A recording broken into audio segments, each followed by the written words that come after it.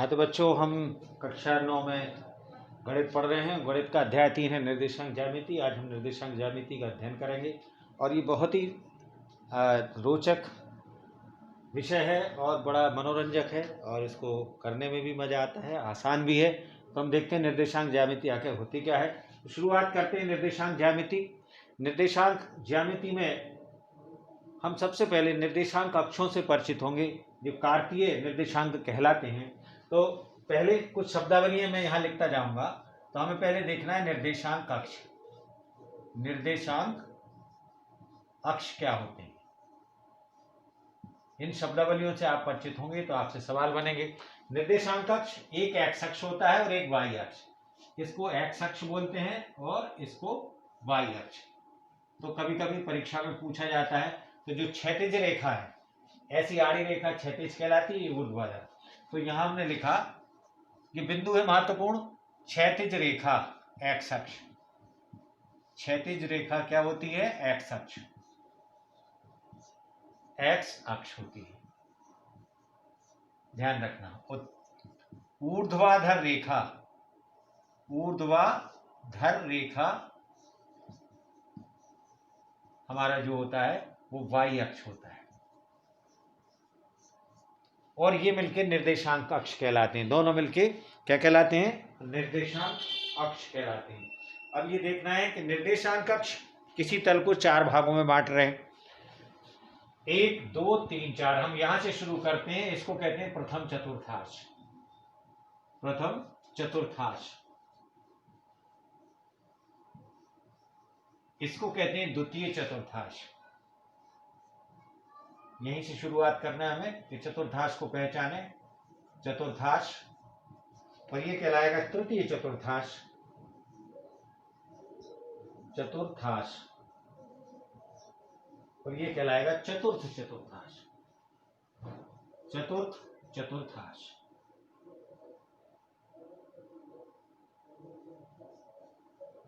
तो निर्देशांक अक्ष किसी तल को 4 भागों में बांटते हैं और इनको हम चतुर्थांश कहते हैं। प्रथम, द्वितीय, तृतीय, चतुर्थ। अब एक बात ध्यान देना है, यहाँ दोनों एक दूसरे को जो काटते हैं उसको हम कहते हैं मूल बिंदु। मूल बिंदु। और मूल बिंदु के निर्देशांक हमेशा 0 0 होते हैं। चौथी चीज हमें रखना है कि मूल बिंदु क्या है। मूल बिंदु क्या है? जहां दोनों निर्देशांक अक्ष एक दूसरे को काटते हैं उसे हम मूल बिंदु कहते हैं। उसके निर्देशांक 0 0 होते हैं। अब निर्देशांक का आशय क्या है? ये लाइनें देखिए, इसको हम लिख सकते हैं 1 2 3 4 5 6 7। 1 2 3 4 5 6 7। ऊपर भी 1 2 3 4 5 6 7। जितना हमारे पास स्थान है, 2 3 4 5 6 7। अब जब आप देखेंगे, कोई ग्राफ पेपर उठाएंगे, ग्राफ पेपर आपने देखा होगा, ग्राफ पेपर ऐसा एक बना हुआ होता है। ग्राफ पेपर में सारे ग्राफ पेपर में लाइनें खींची रहती है, ऐसी भी खींची रहती हैं और ऐसी भी खींची रहती हैं और बहुत बारीक भी होती हैं।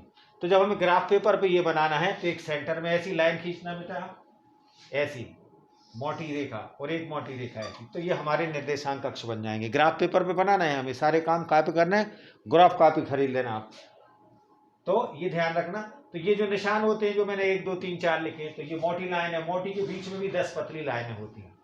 तो यहाँ से शुरुआत की। प्रथम चतुर्थांश, निर्देशांक अक्ष, क्षैतिज रेखा मतलब आड़ी, आड़ी रेखा एक्स अक्ष, खड़ी ऊर्ध्वाधर रेखा वाई अक्ष। इसको वाई, इसको वाई डैश लिखते हैं, इसको एक्स और एक्स डैश लिखते हैं। अब बात होती है मूल बिंदु से दाईं ओर जब हम चलेंगे तो एक्स धन का होगा। और इसके बाद ध्यान दो, इसके साथ साथ हमने लिखा, यहां देखिए, इसको मिटाया, किसी बिंदु को लिखने के लिए हमेशा एक्स वाई करके लिखा जाएगा। एक्स को भुज कहते हैं। एक्स को क्या कहते हैं? भुज। और वाई कोऑर्डिनेट को कहते हैं कोटि। क्या कहते हैं? कोटि। पहला बिंदु एक्स का होगा, दूसरा बिंदु। अब हम किसी बिंदु की स्थिति बताने के लिए उसको जोड़े के रूप में देना होगा। निर्देशांक कैसे देंगे? जोड़े के रूप में। उदाहरण के लिए मैंने यहां से चला ये ऐसे ऐसे ऐसे ऐसे ऐसे गया और ये एक बिंदु मैंने ये लिया, ग्राफ नहीं है मेरे पास। यहां पे जो बिंदु है इसकी स्थिति क्या है, पहले लिखा जाएगा x का 5 और y कितना चले हम 4। पहला बिंदु x का होगा, दूसरा बिंदु y का होगा। ये 5 x के 5 खाने और 4 y के 4 खाने। तो इस तरह ध्यान रखना है कि पहले लिखा जाएगा भुज, क्या लिखा जाएगा, पहले लिखा जाएगा भुज और फिर लिखा जाएगा कोटि। x अक्ष के निर्देशांक को भुज कहते हैं और y अक्ष के निर्देशांक को कोटि कहते हैं, ध्यान देना। मैंने कहा जब x इधर चलेंगे धन का और x यहां चलेंगे तो ऋण का। पहला बिंदु कहीं लिखा होता ऋण 3 और ऋण 4। अभी मैं इसके बारे में विस्तार से आपको बताऊंगा, चलो उसको देखो। x इधर धन का, यहाँ ऋण का, y ऊपर धन का और 0 से y नीचे ऋण का। तो हमें एक बात ध्यान रखना है, इसको अभी मिटा देता हूं, अभी मैं बताऊंगा आपको। x इस चतुर्थांश में x कैसा है, धन का, x कैसा है, धन का, और y कैसा है, y भी धन का। प्रथम चतुर्थांश के चिन्ह धन धन कहलाएंगे। इस वाले चतुर्थांश में x कैसा है, ऋण का, और y कैसा है, धन का। इस चतुर्थांश के चिन्ह ऋण धन कहलाएंगे। इस चतुर्थांश में x कैसा है, ऋण का। ध्यान रखना, x इधर चल रहे हो धन का और 0 से इधर आ रहे हो तो ऋण का। y ऊपर चल, बार बार दोहरा रहा हूं, y ऊपर जा रहे हो तो धन का और y नीचे आ रहे हो तो ऋण का। तो इसमें हमने देखा कि x भी ऋण का है और y भी ऋण का है, तो इस चतुर्थांश के चिन्ह ऋण ऋण होंगे। चतुर्थांश में देखा कि x तो धन का है, पहला बिंदु x का होता है, ये पहला बिंदु काय का होता है x का, दूसरा बिंदु काय का होता है y का, और y कैसा है, ऋण का।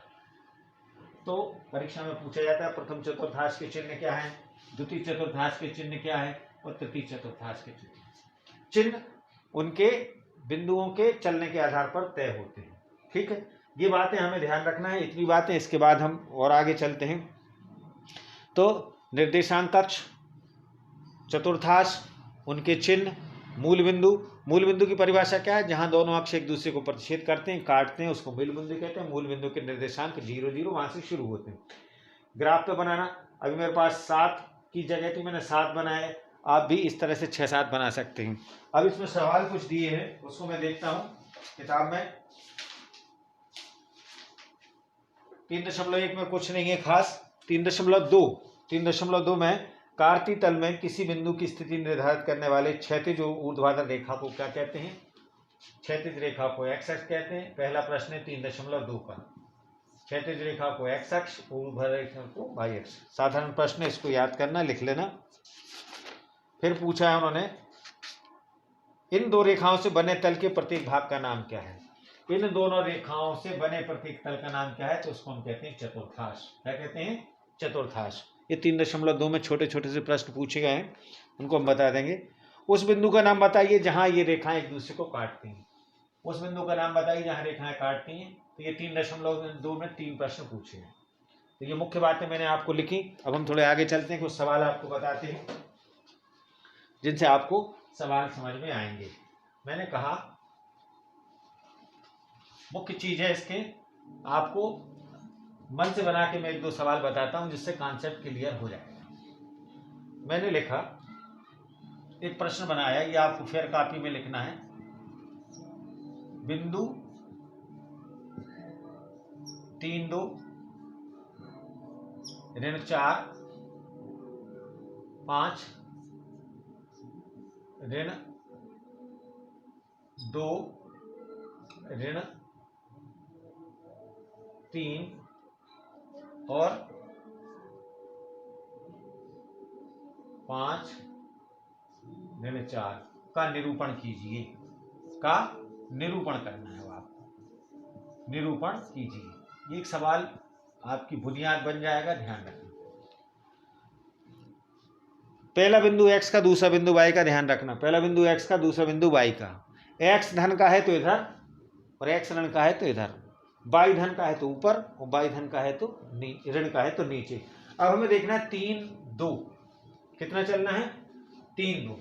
अब चाहे तो ये मिटा देता हूं, ये आप याद कर लेना, प्रथम चतुर्थांश चिन्ह याद कर लेना।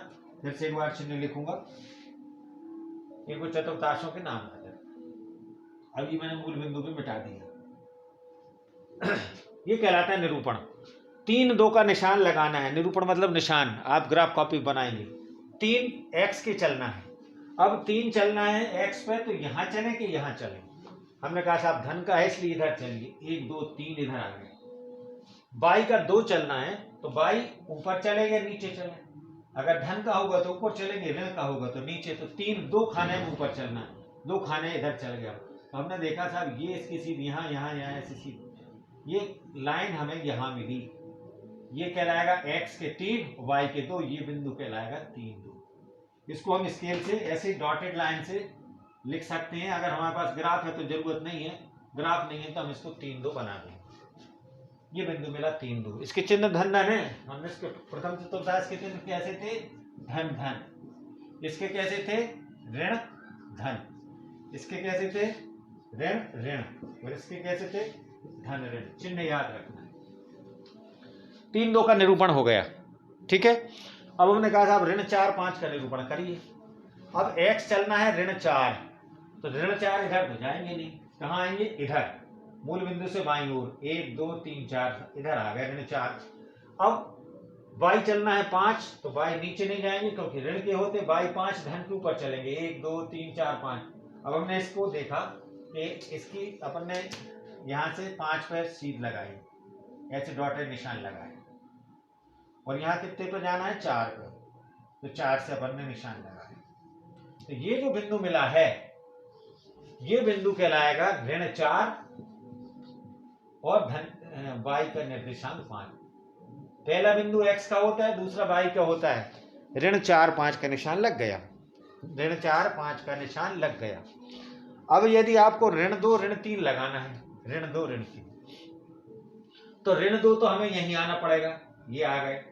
और y ऋण 3 मतलब नीचे जाना है, ऊपर नहीं जाना। धन का होता है y, देखो पहले सब बिंदु x के हैं, दूसरे सारे बिंदु कौन से हैं? y के हैं। तो 2 के सीध में हमने देखा हमें कितना उतरना है, हम देख लेंगे कितना जाना है, 3 तक।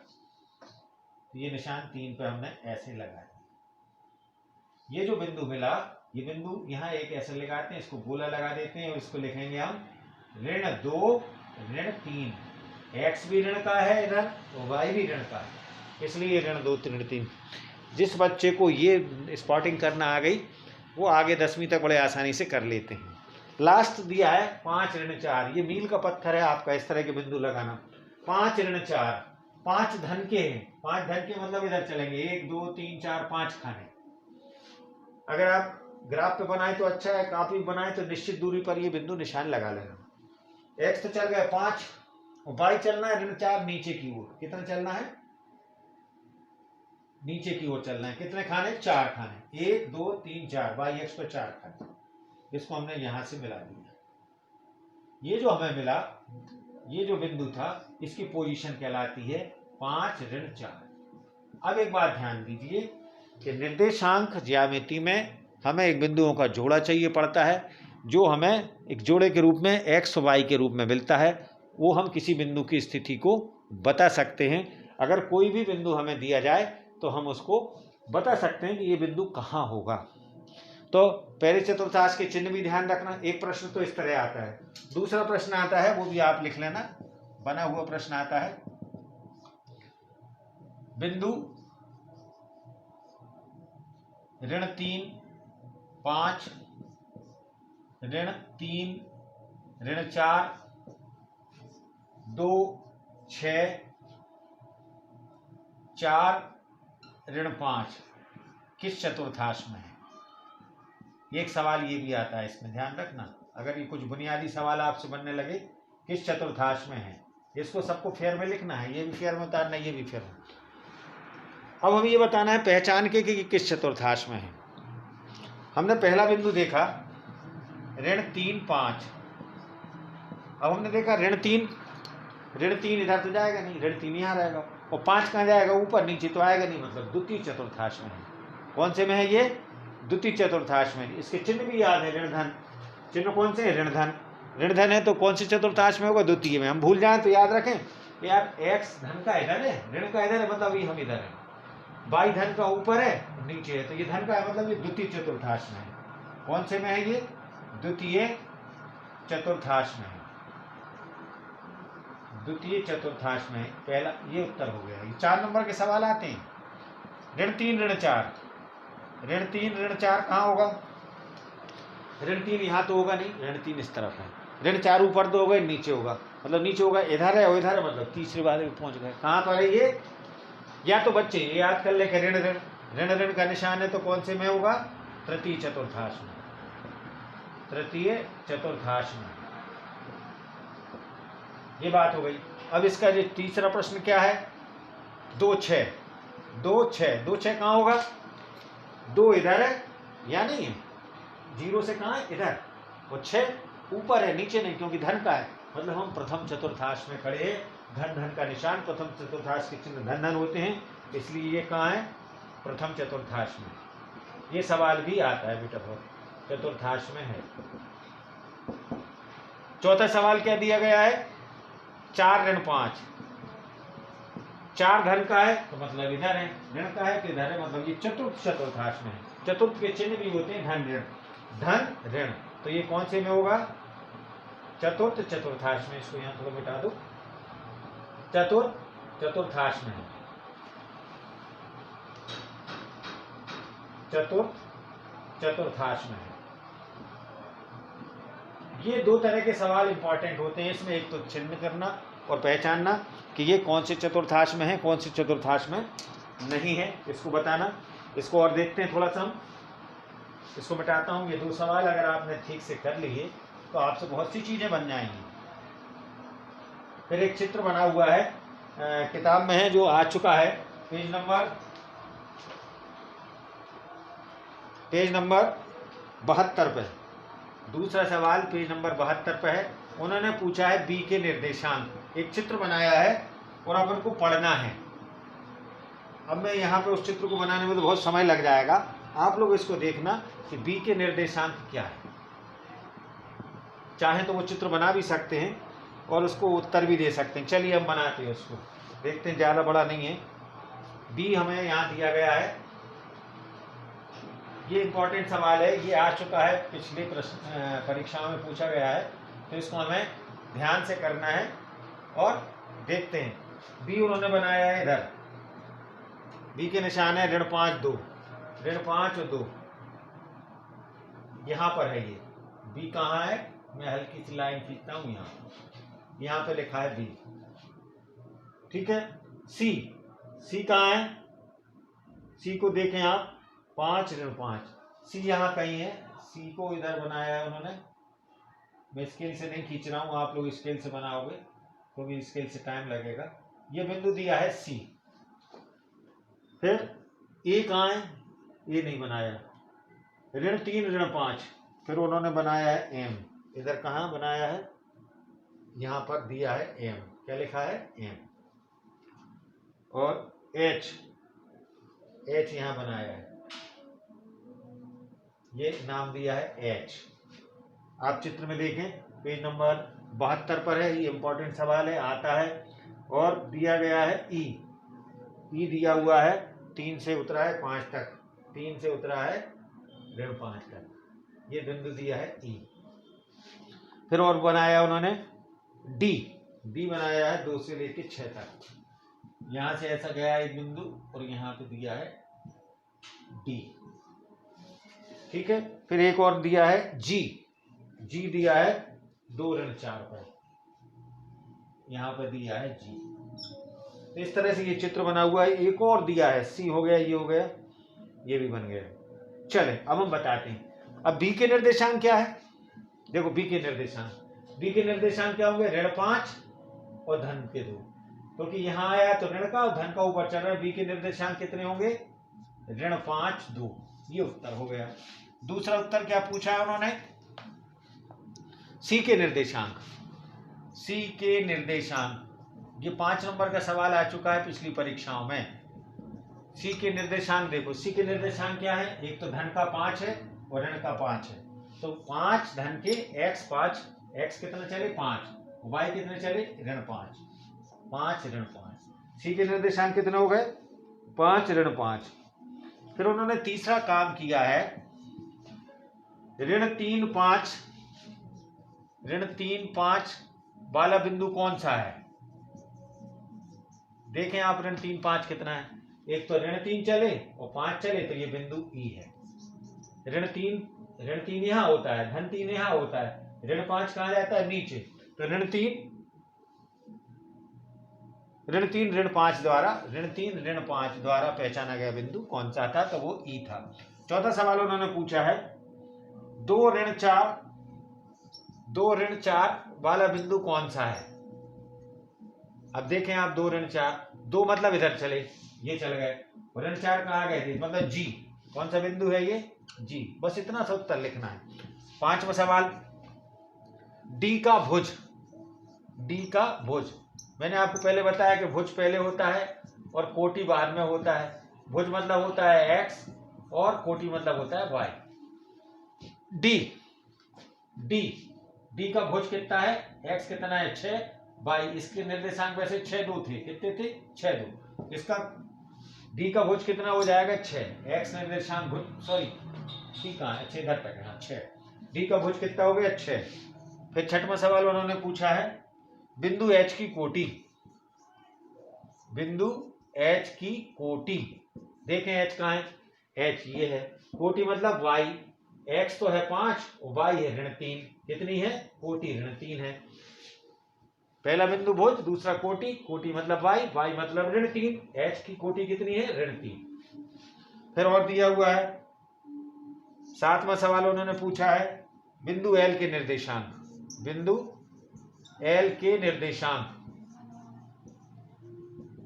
एल कहां है? एल इसमें कहां बना हुआ है? एल, अच्छा यहां बना है, 1 2 3 4 5, ये एल लिखा हुआ है। एल के निर्देशांक होंगे, एक्स ना तो इधर चला ना इधर चला, तो एक्स तो 0 है, वाई चल गए 1 2 3 4 5 धन के, तो 0 5 कहलाएगा। यदि कोई बिंदु वाई अक्ष पर होता है तो उसका एक्स निर्देशांक 0 होता है, कोई बिंदु एक्स अक्ष पर होता है तो ना वाई ऊपर चलते तो वाई निर्देशांक 0 होता है। तो बिंदु एल के निर्देशांक जो होंगे वो होंगे 0 5। आठवां सवाल उन्होंने कहा, बिंदु एम के निर्देशांक। बिंदु एम भी कहीं बनाया होगा, ठीक है, ये है एम। बिंदु एम के निर्देशांक। देखें बिंदु एम कहां है? इधर है। ये देखो, इस पे एक्स तो 3 चला है, वाई चला नहीं है, तो इसके निर्देशांक कहलाएंगे 3 0। अब ये दो चीज महत्वपूर्ण हो गई। अगर इस पर है तो उधर एक्स 0, जैसे इसमें कितना था? X 0 Y 5। और भी मैं आपसे पूछूं, इस तरह के सवाल और भी हो सकते हैं। ये महत्वपूर्ण सवाल है, इसको करना है। 3.2 का है, इसको बहुत इंपॉर्टेंट सवाल है। इस जैसे अन्य सवाल भी कुछ दिए हैं तो वो भी आपको करना है। वो आपको करना है कौन सा? पीछे दिया है एक उदाहरण 1, ये आपको होमवर्क में है, एग्जाम पे लेख करना, पेज नंबर 68 पर इसको पूरा हल करना है और समझना है कि 68 पेज पे उदाहरण 1 क्या है, उसका चित्र भी बनाना है, उसको हल करना है। इतनी बातों से आपको एक बात समझ में आ जाएगी कि हम क्या कैसे इनके निर्देशांक निकालें। मैं आपसे पूछता है, इसके निर्देशांक क्या है? मान लो कोई नाम दे दिया इसको ए। अब हमने देखा एक्स तो चल ही नहीं रहा है, ना तो इधर जाएगा ना इधर जाएगा, तो एक्स तो 0 हो जाएगा। वाई कितना हो गया? वाई ऊपर जाता तो धन का था, नीचे आया तो ऋण का है, इसलिए ऋण 6। इसके निर्देशांक कितने जाते हैं? ऋण 6। मैं आपसे पूछता है, इसके निर्देशांक क्या है? मान लो ये बी नाम दे देते, इधर एक बिंदु है, तो आप कहते साहब एक्स तो चले हैं 7 खाने धन के, और वाई ना तो ऊपर गया है ना नीचे, तो वाई तो 0 होगा। मैंने पूछा था इसके क्या निर्देशांक है? इधर एक बिंदु सी लिखा हुआ है, तो आप कहोगे एक्स आए हैं ऋण 6 और वाई तो होगा 0, क्योंकि वाई चला नहीं है। यहाँ का हम पूछते आपसे तो आप कहते हैं एक्स तो 0 है, एक्स कैसा है? 0, ना इधर गया ना, वाई जरूर ऊपर की तरफ 7 खड़े। इस तरह कहीं भी कोई निर्देशांक ज्ञात करना आप सीख गए तो इस प्रश्नावली का पूरा लक्ष्य क्लियर हो जाएगा। चलिए देखते रहे अगला वीडियो, और मैं इसका आपको भेजूंगा। तो निर्देशांक ज्यामिति बहुत सरल है, बहुत छोटे छोटे से प्रश्न आते हैं। यही सवाल जो 5 नंबर का आता है, इससे पहले जो मैंने आपको बिंदु दिए थे, इस एक आध सवाल और देता हूं मैं, आप वो हल करना। ये है एग्जाम्पल 3, इसको आपको घर पे करना है, पेज नंबर 74। ये होमवर्क में है, अलग से लिख रहा हूं मैं, ध्यान रखें, इनको कंप्लीट करना है। एक तो वो सवाल था और एक ये सवाल है। ना बने तो आप मुझे बताना, मैं देखूंगा। Example 3 page number 74, example 3 page number 74 पर एक तो ये सवाल मैंने आपको दिया है और एक पहले दिया था, उसको भी याद रखना। Example 1 page number 68। ये दोनों अगर सवाल आपने कर लिए तो बहुत सी चीजें आपको क्लियर हो जाएंगी। चलिए तो और देखते रहें वीडियो, आगे मैं आपको और सवाल दूंगा, तब तक के लिए इनको करें सवालों।